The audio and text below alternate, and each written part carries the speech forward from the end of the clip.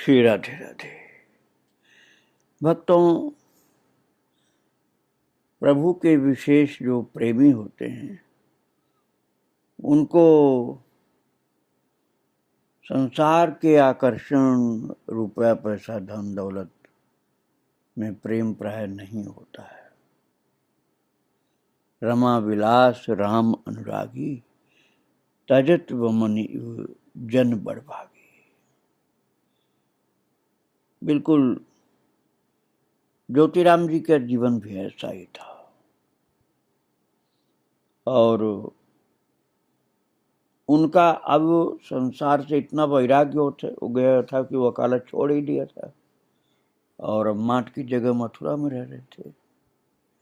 लेकिन मैं तो बता चुका हूं आपको कि वो गृहस्थ थे, महान भक्त थे, गृहस्थ संत थे, लेकिन परिवार तो था, परिवार में आसक्ति नहीं थी, इसलिए ध्यान बहुत कम देते थे उधर। किंतु उनकी पत्नी थी, उनके बच्चे थे, बच्चे पढ़ते थे, तो ऋण हो जाना स्वाभाविक था। कर्ज हो गया काफी। फिर उनके बच्चे धीरे धीरे एक एक जगह नौकरी करने लगे, पढ़ाई लिखाई करके। जैसे ब्रज गोपाल ने राजपूत कॉलेज आगरा से अंग्रेजी में एमए करके राजस्थान सरकार के शिक्षा विभाग में नौकरी प्राप्त की, और गौर गोपाल ने आगरा कॉलेज में एमएससी करके एक डिग्री कॉलेज में नौकरी की। बाबा की कृपा से दोनों को बड़ा अच्छा काम मिल गया। धीरे धीरे परिवार की आर्थिक स्थिति सुधरती गई और फिर ऋण शोधन का सिलसिला भी शुरू हो गया। आगरा कॉलेज के प्राचार्य गौर गोपाल से बड़ा स्नेह करते थे। उन्हें जब पता चला कि उसने मथुरा नौकरी कर ली है तो उन्होंने उसे पत्र लिखा कि तुम त्याग पत्र देकर आगरा कॉलेज में आ जाओ। और गौर गोपाल ने इस पत्र के बारे में बाबूजी को नहीं बताया। उसने सोचा कि मथुरा में घर पर रह रहा हूं, आगरा जाकर क्या करूंगा। फिर पत्र आया कि आगरा का कॉलेज बहुत बड़ा है, यहां रहकर अधिक उन्नति करोगे, मेरी इच्छा है कि तुम आ जाओ। प्रिंसिपल ने पत्र भेजा तो गौर गोपाल ने ज्योतिराम जी को दिखाया। उन्होंने कहा, डॉक्टर रे की बात से अपनी सहमति प्रकट करो। इधर मथुरा कॉलेज में जो विभागाध्यक्ष थे वे गौर गोपाल को छोड़ना नहीं चाहते थे। फिर त्याग पत्र स्वीकार किया और गौर गोपाल ने आगरा कॉलेज में कार्य आरंभ किया। तो बात यह थी कि ज्योतिराम जी को शिक्षा विभाग की नौकरी बहुत पसंद थी। तो गौर गोपाल प्रारंभ से ही बड़ा प्रतिभाशाली विद्यार्थी था, तो वो पहले छात्रवृत्ति भी उसको मिलती थी। इंटर के बाद इंजीनियरिंग लाइन में जाना चाहता था। बाबूजी ने कहा, इंजीनियर बनकर क्या रिश्वत लोगे? रिश्वत लेना ठीक नहीं होता। गौर गोपाल बोला, ये तो कदापि संभव नहीं कि मैं रिश्वत लूं। तो ज्योतिराम जी बोले कि फिर उधर जाने से क्या लाभ, शिक्षा विभाग में ठीक है, सुखी रहोगे, ईमानदारी की नौकरी है। तो भक्तों, उनके बच्चे इस प्रकार से अपने अपने कार्य में लग गए और आर्थिक ऋण काफी हो गया था। तो ज्योति बाबू जी कहते, मैं चाहता हूं कि किसी का ऋण लेकर न मरूं। ब्रज गोपाल और गौर गोपाल की नौकरी लगने के पश्चात आर्थिक भार धीरे धीरे कम होता गया। एक कठिनाई भी सामने आई, कुछ लोग तो अपना पैसा वापस लेने को तैयार ही नहीं होते थे। वे कहते थे कि हमने ऋण नहीं दिया, हमने बाबूजी की थोड़ी बहुत सेवा का सौभाग्य प्राप्त किया, वो एक महान भक्त है, उनकी सेवा हमने किया तो क्या हम वापस लेंगे पैसा? बड़ी बड़ी मुश्किल से ही किसी किसी ने कुछ ऋण वापस लिया। बाबूजी के एक अत्यंत प्रियजन पैसा लिए ही नहीं, कितना ही कहा गया तब भी नहीं लिए। और फिर दूसरी तरह से कुछ खर्च उन्होंने किया ग्रंथ आदि के छपवाने में। तो ब्रज गोपाल उस समय झालावाड़ में थे, अपने एक साथी की शादी में भाग लेने के लिए दिल्ली जा रहे थे। उसने सोचा एक दिन मथुरा रुक करके सबसे मिलकर दिल्ली चला जाऊंगा। ज्योति बाबू को पता चला तो उन्हें कुछ अच्छा नहीं लगा। उन्होंने ब्रज गोपाल को समझाया कि वो इससे पहले दिल्ली कभी नहीं गया, उसे परेशानी होगी। बाबूजी की इच्छा नहीं थी कि वो दिल्ली जाए। ब्रजगोपाल बिना शादी में भाग लिए मथुरा से ही लौट जाने के पक्ष में नहीं था।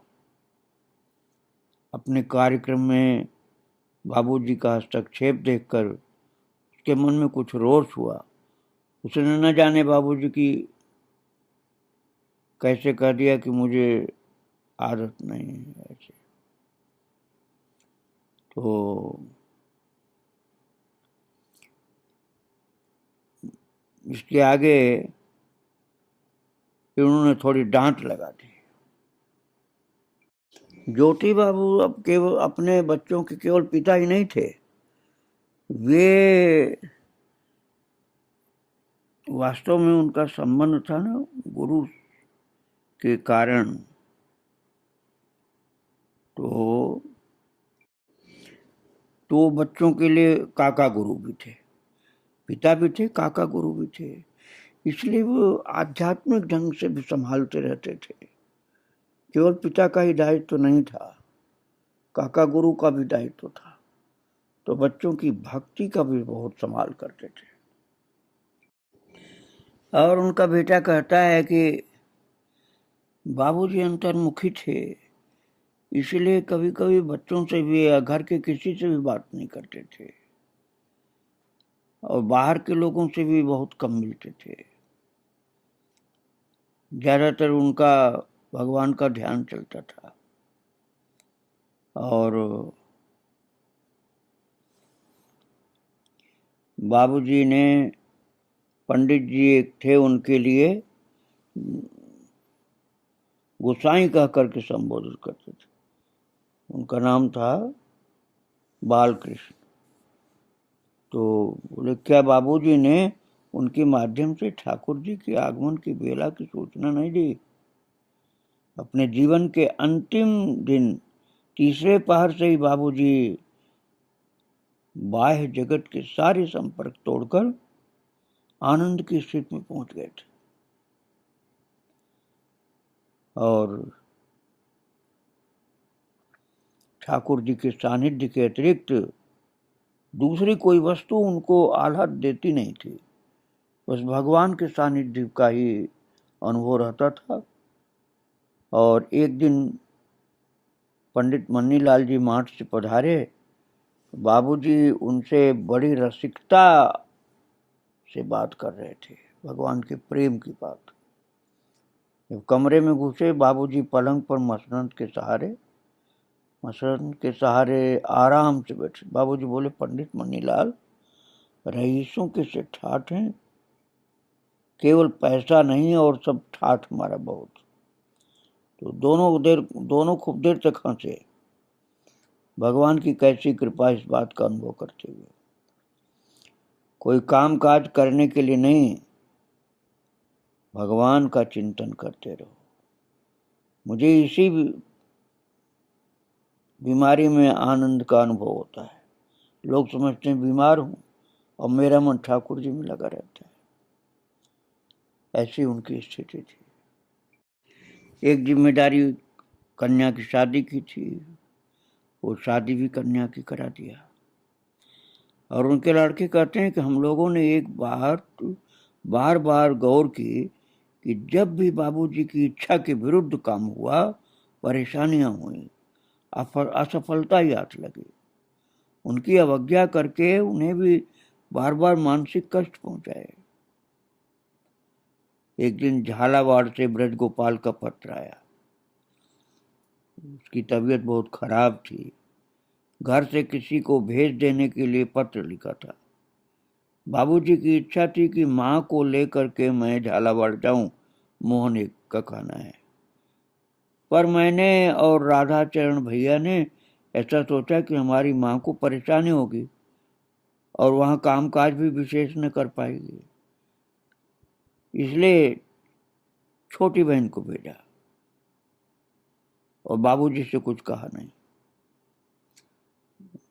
तो मोहन का कहना मेरी तबीयत खराब रहती थी, झालावाड़ जाना जरूरी था, इसलिए बहन को भेजा।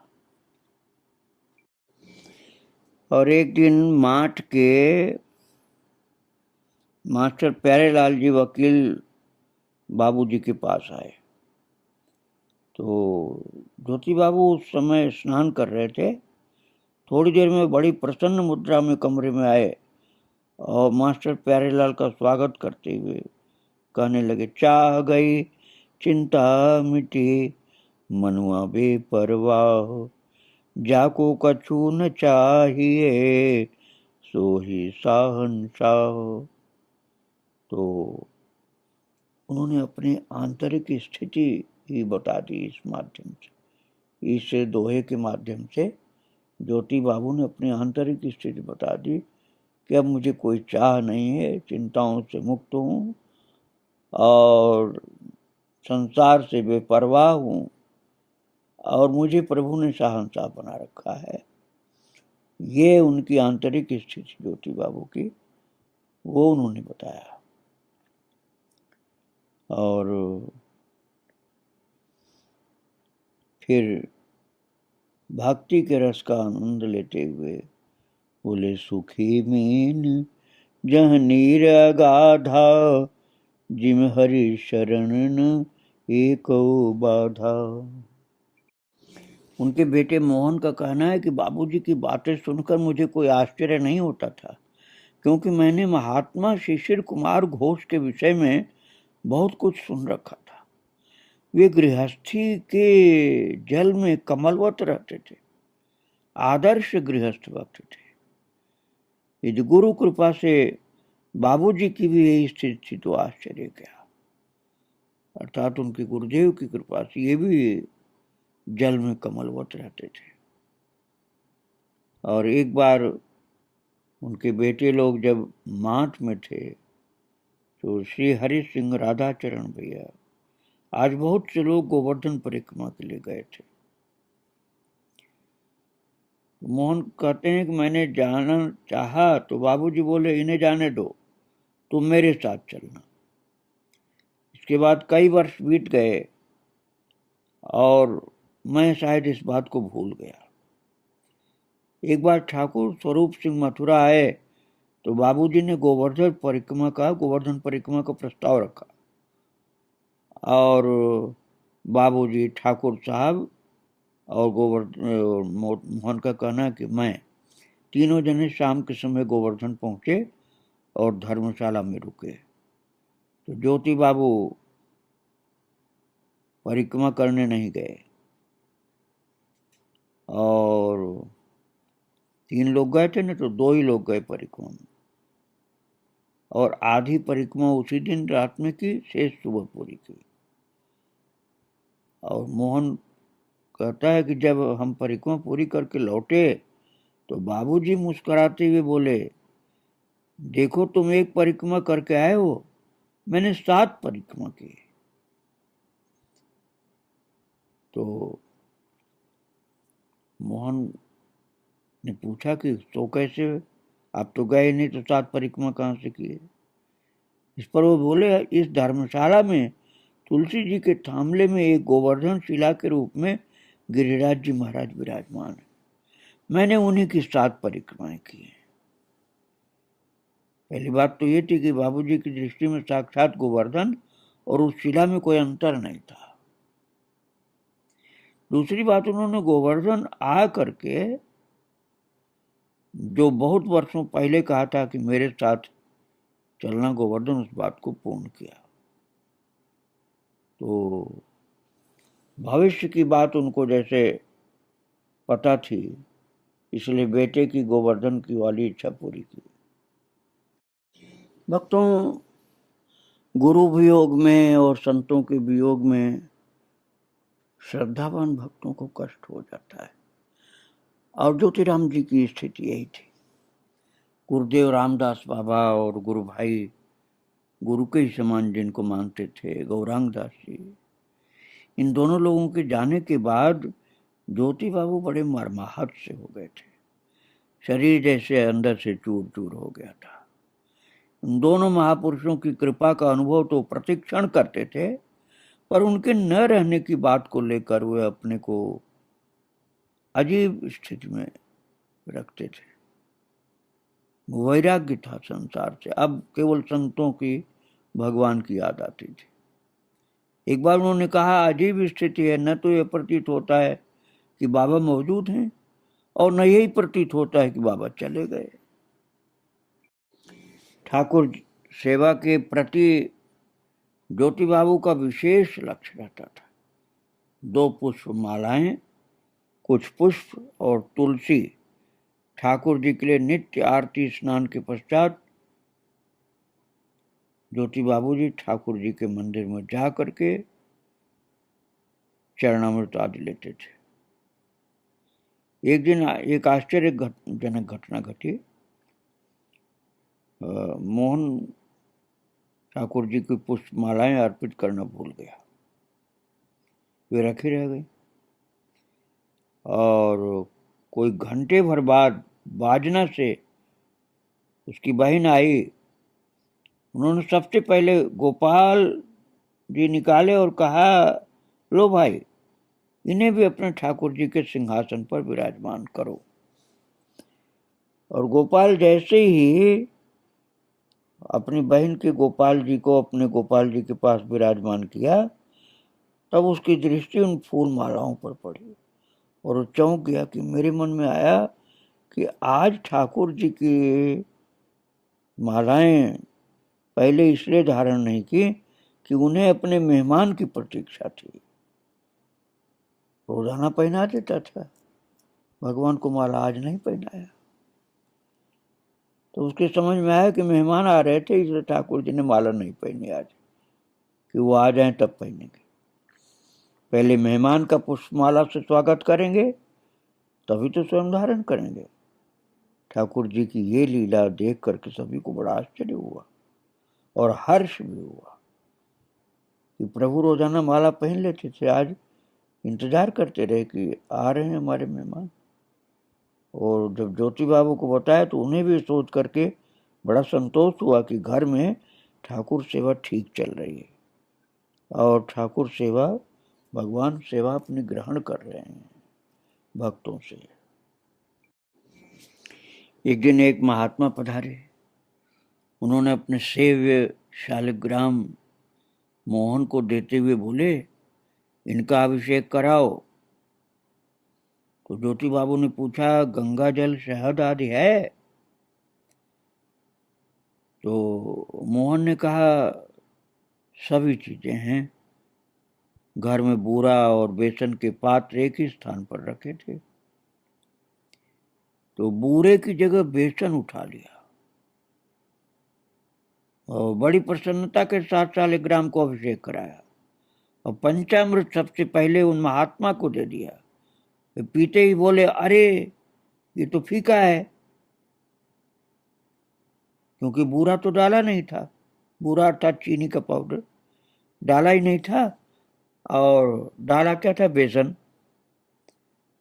तो बाबूजी ने भी वही बात कही।